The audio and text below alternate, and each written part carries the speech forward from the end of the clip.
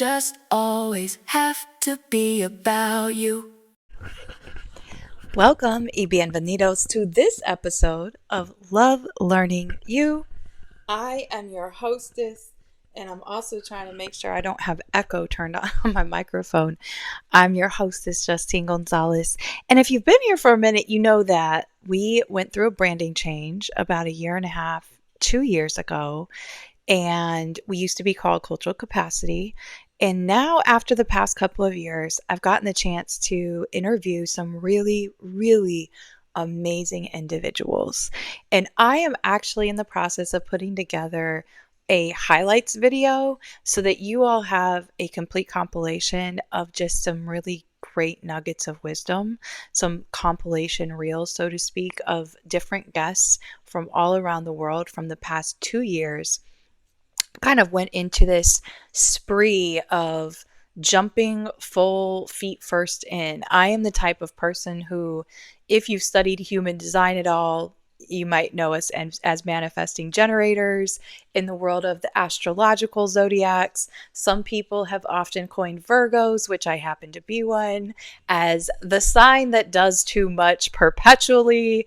Why am I saying all of this? Regardless of how you choose to see yourself, what lenses you're looking at, your lived experiences, your personality, all of the things that make you uniquely you, that is what I wanted to actually get curious about. Even when I look at the past 10 years, the past decade, from the age of 31 to 41, I have spent conducting PhD research. That is what I consider one of the projects, as well as action research alongside clients, over 30 different organizations that I've worked with, mainly across the United States in North America. Why am I doing and saying all of this? Well, this is episode 101, actually 102. And as these things take shape in our lives, whether it's a podcast or it's a book or a journal or a new job, whatever that project is, I want you to sit with this idea of your best is good enough. And that's enough. That's enough. One of the recurring questions I've found going through the past few years of some rebranding, some pivots, very intentional pivots of where I want to be headed next. Well, that's kind of tricky when you're trying to also recover from severe anxiety attacks or PTSD or depression, or we could throw in so many different things that occur in each of our lives. And some of these things might come with labels or diagnoses. I'm not really on here to talk about that. Today, I am here to talk with you about what does that mean when we decide something is enough. And my love, mi amor, my partner in this life, he asked me a really, really brilliant question a few weeks ago. And he said, how do you know when you think something is ready to put into the world and you think it's good enough? And I said, I think that the artist knows. And now, low key, he didn't know. I actually felt convicted about something because I had kind of rushed to do something. And I felt like, doggone it, Justine, if you don't let this perfectionism get the best of you. And that can come from a number of things. So no matter where you're at in your own journey of understanding your language, how you show up in the world, who you are, how you identify, all of these pieces that sometimes seem to crumble all around us, I am here to tell you, I'm right there alongside with you, and I don't have it all figured out. Do I know a few things from my particular areas of expertise, just like you who are listening? You know a few things in your areas of expertise, regardless of what they are or how we choose to place value on them. And so this question that I've been playing with is, how do I determine if something is enough? And especially, like I've mentioned, a person who I have been a perpetual people pleaser, a burnout, meaning workaholic until I burn out, literally.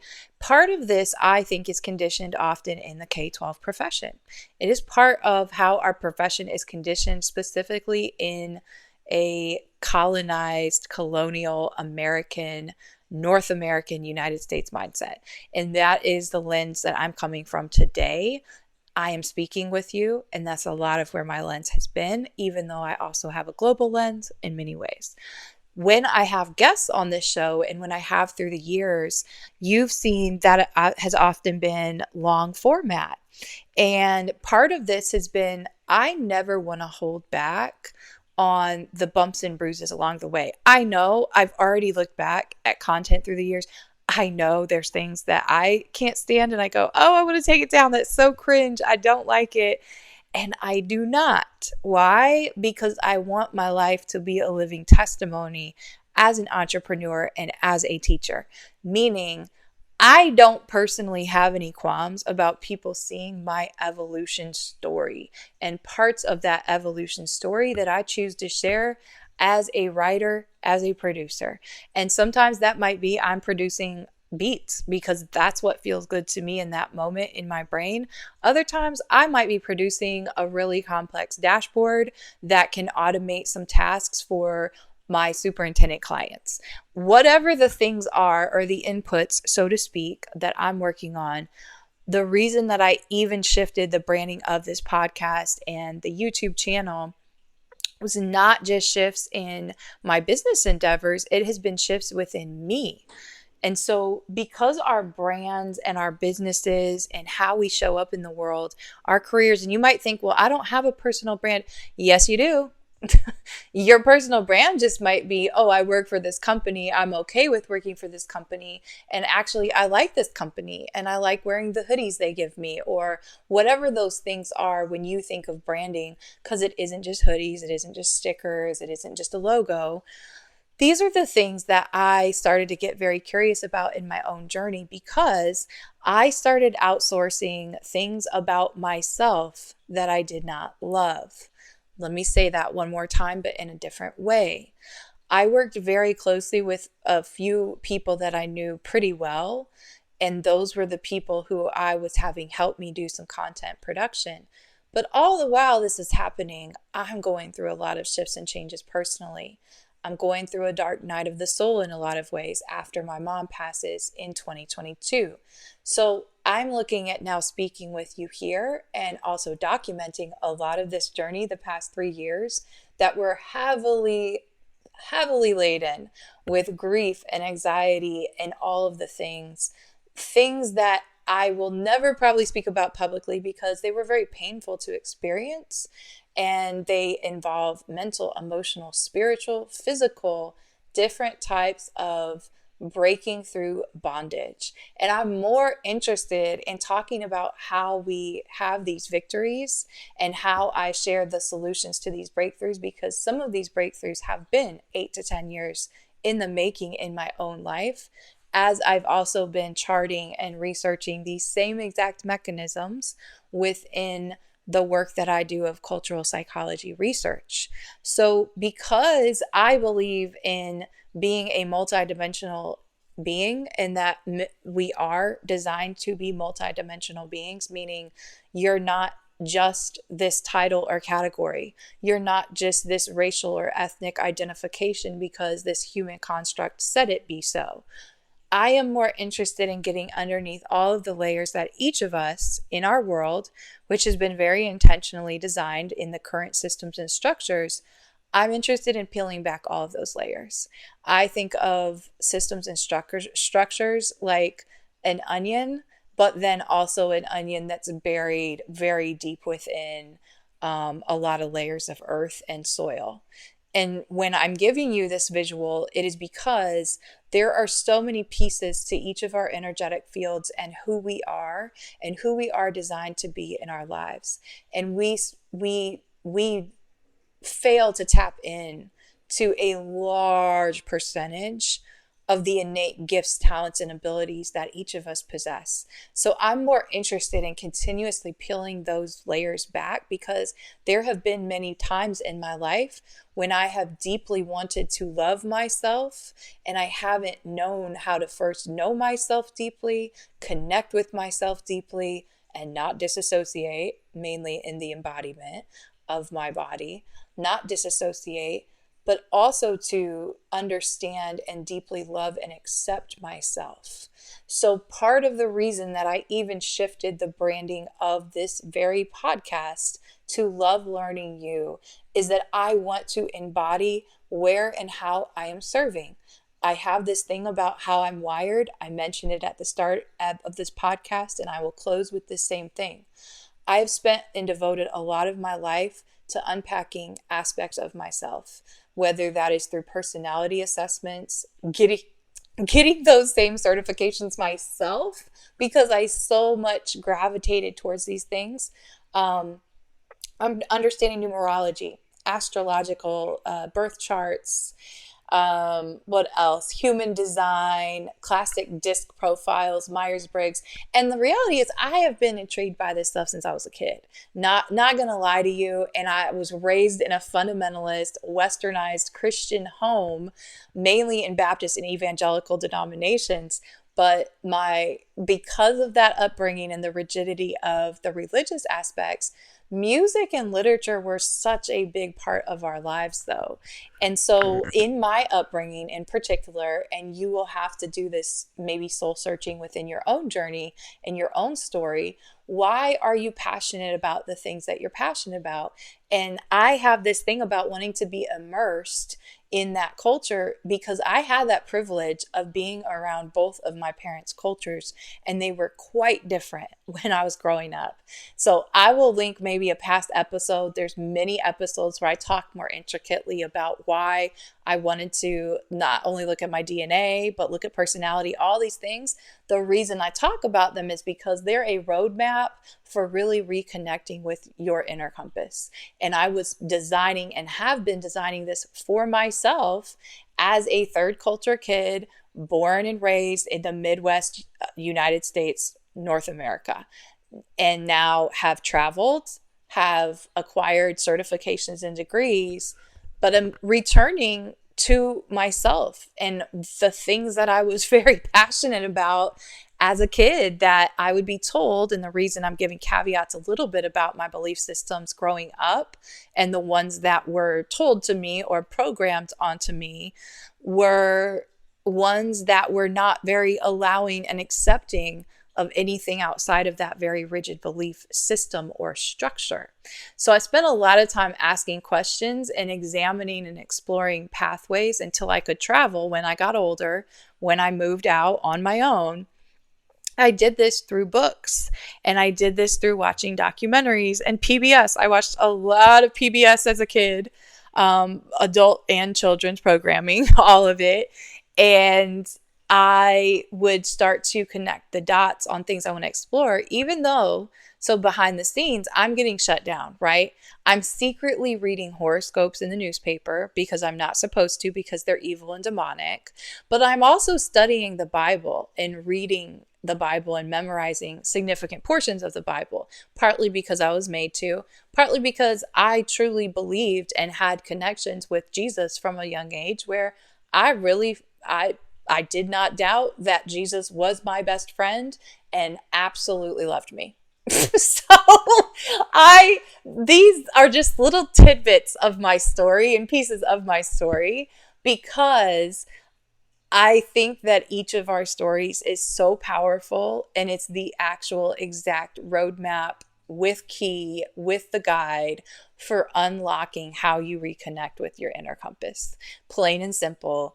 And it's not easy work. So part of my shift was coming out of an era of my life that was so heavily depicted by research and action research, and also living out and embodying and making meaning and synthesis of not only some of my own lived experiences, but so many of the lived experiences of my colleagues, and most of all, the students and communities that I've gotten to serve in K-12 education for over 20 years. So I've had this thing about wanting to be immersed. When I got into teaching at 21, I lived and moved to every neighborhood where I taught or served as a principal, with the exception of one school that I had shifted to mid-year. I did that because I wanted to have a full experience. I wanted to live where I worked. I wanted to be a part of the communities I served. I never shared that as a brag or some type of virtue signaling. I share it because those are things I had to realize were unique about me and how I was wired since I was a kid. I did not understand early in my teaching career why colleagues who were 20 or 30 years older than me would say, "Wow, you're just incredible for doing what you do." I didn't understand it because I was just doing what I felt called and led to do in the ways I was wired to learn best.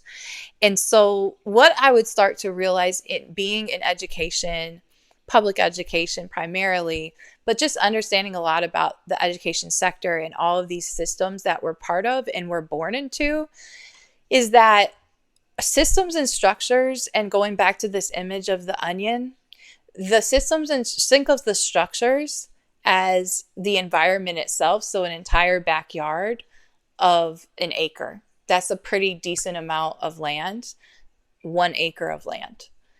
Even with 1 acre of land, if I said, hey, yes, I've hidden one onion in this 1 acre, it's just 1 acre, go find the onion.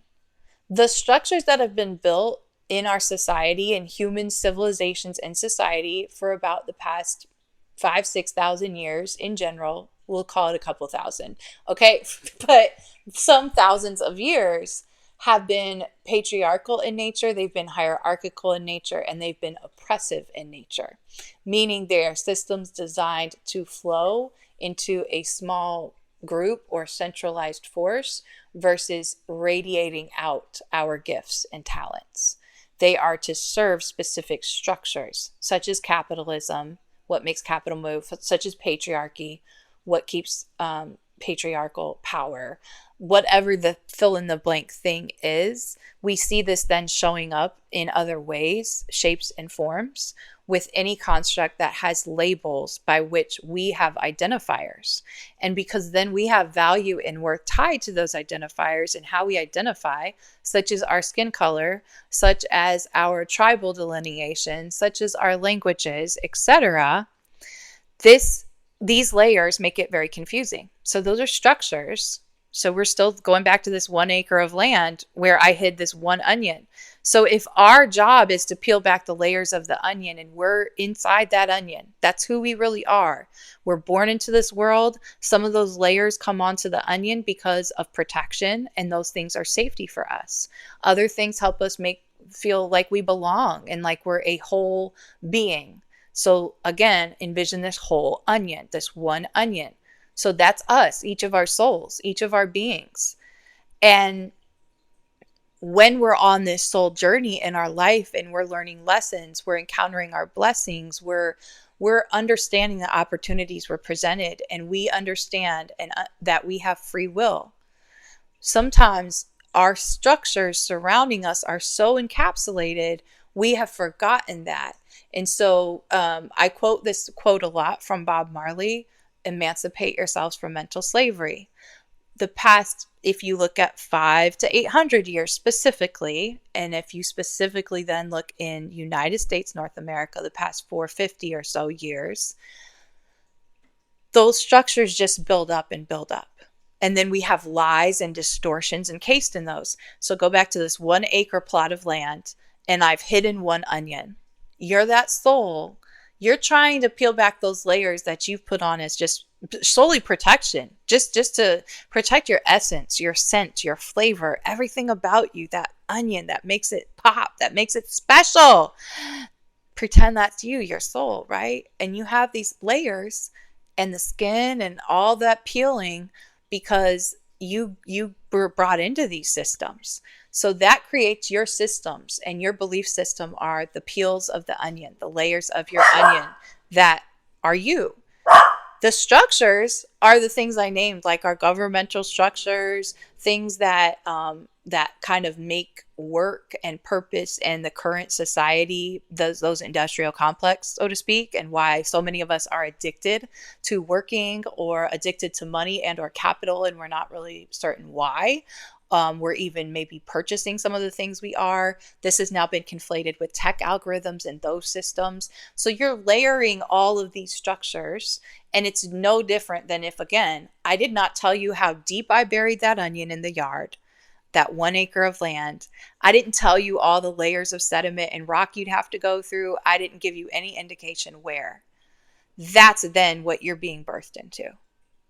So not only are you dismantling all of the protective layers and or things that are just normal part of being human. Maybe you have a blood condition, or maybe you have a cell condition. Maybe you have a nutrient deficiency, or your body has a harder time processing certain things. So we are given and gifted these perfect soul and being and these skin suits and bodies. They're often imperfect, so we're working with those systems as well.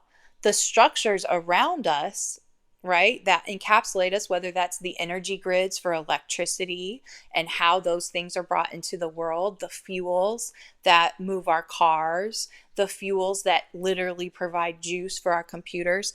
I'm trying to just provide a visual that you're okay and you're enough just as you are.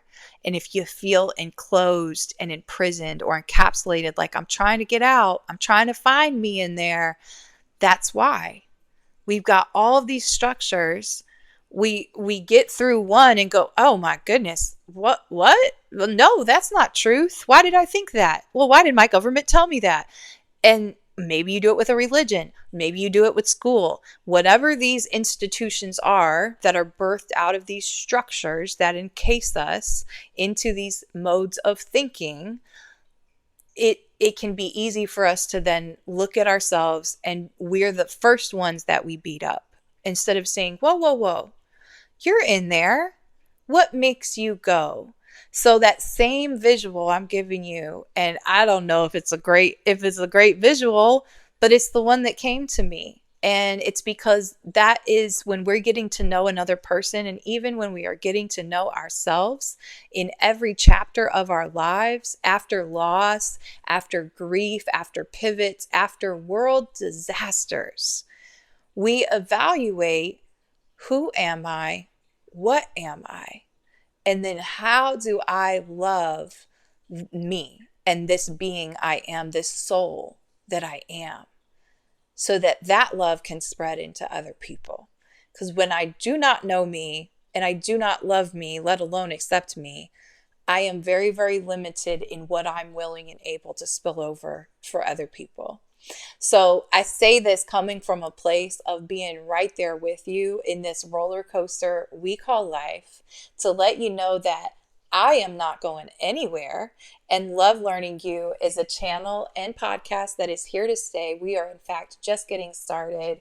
Our subscriber base continues to grow as far as our reach. So one very interesting thing, I've only tried ads so far once for this podcast.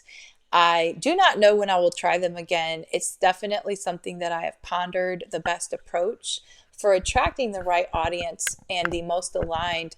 But the reality is, this goes back to how you love learning you and what are you measuring yourself against of enoughness. One of my goals is that eventually I would potentially have a sponsor for this podcast. Why? Well, I do need to make money to pay for bills.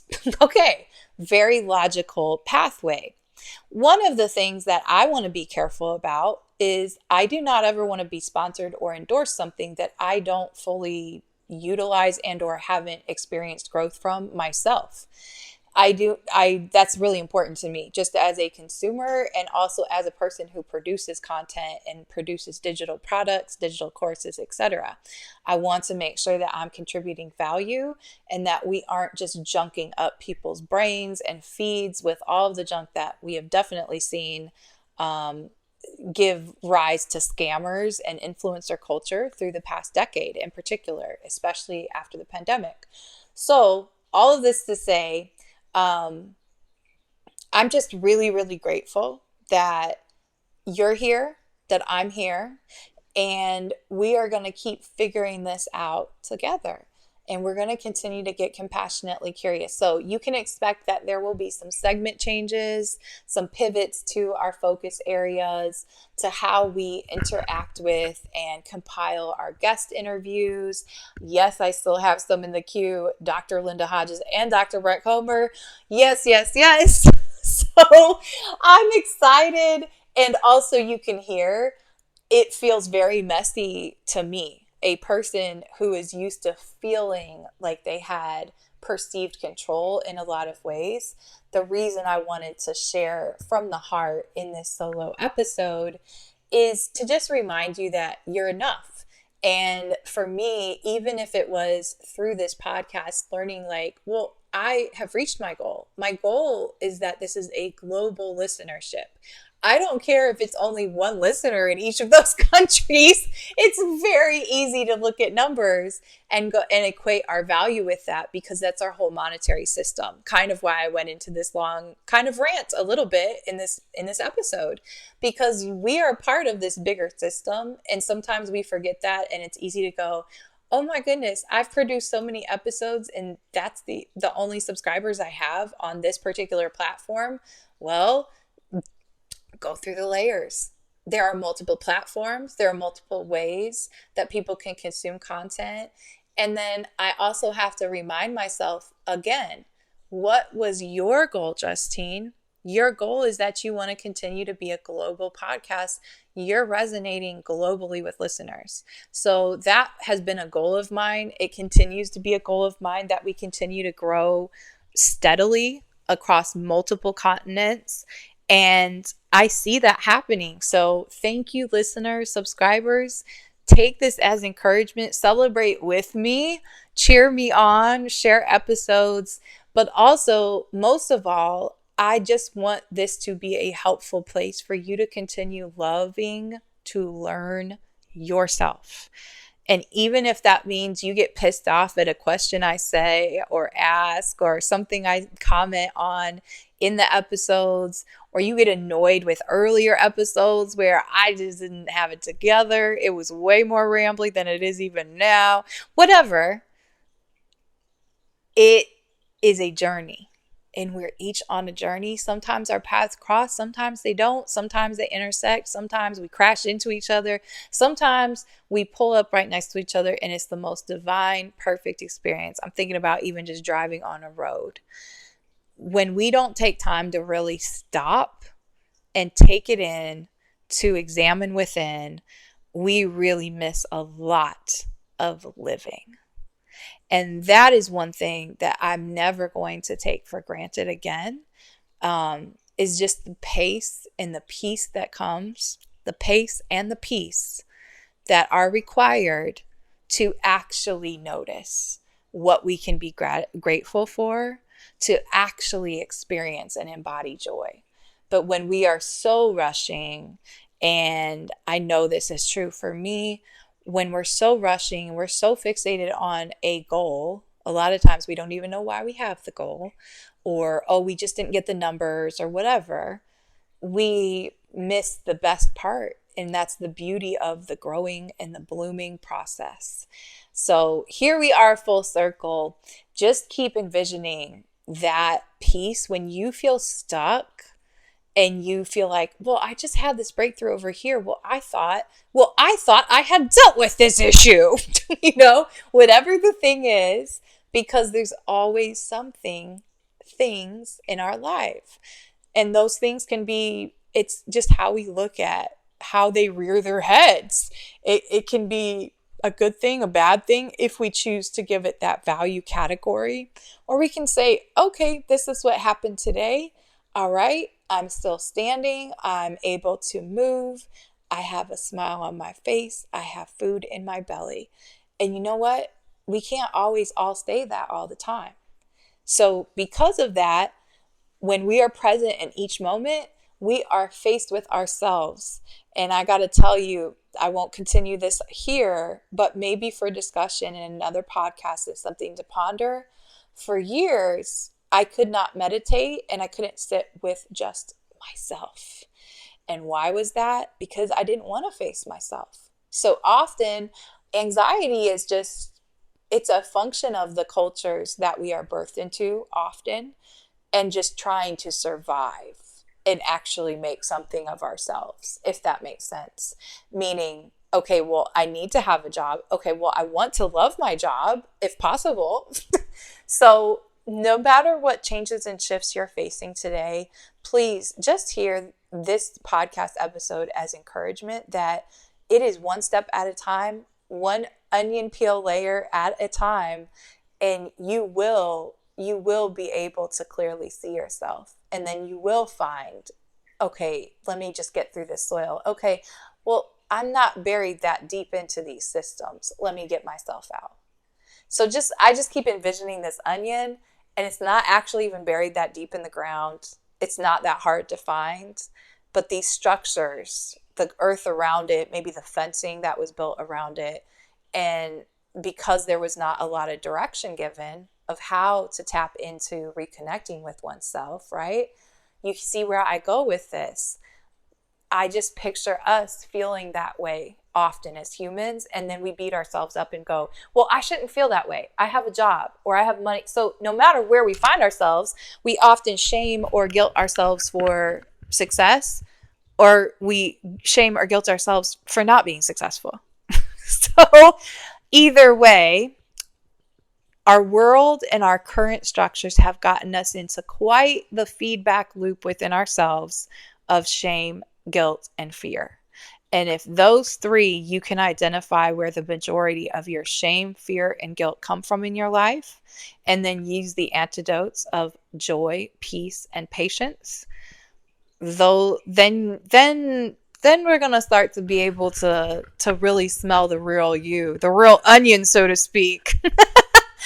Oh, well, I actually love this analogy and how it's shaping up, because though an onion isn't always the most pleasant smell to people, it is unforgettable, and it does season and build the foundation and carry through a lot of dishes, a lot of beautiful dishes that we eat and enjoy across so many cultures. So think of yourself as that onion, the little onion that could. And when you feel a little trapped and or you feel overwhelmed, maybe you don't know what to do in a situation, pause and remind yourself, you can do this. You're in there. And the layers weren't built overnight. So it might not peel off overnight. It might, and it can. We all have that power and authority within us. But let's continue to get compassionately curious together. I'm Justine Gonzalez. This is Love Learning You. Make sure you hit subscribe on your favorite podcast platform. In addition to YouTube, there are specific courses and workshops that I only release on YouTube. So you'll want to be sure to subscribe to @LoveLearningYou on YouTube and on your favorite podcasting streaming service platform. Thanks so much for being here. This has been episode 102 of Love Learning You. How do I know if I'm doing enough? How do I know that I am enough? You are. You are. Sending you love. Love learning you. No one will do it for you. So why not enjoy the journey together? Compassionate curiosity is for everyone. So learn how to love learning you. So it doesn't just always have to be about you.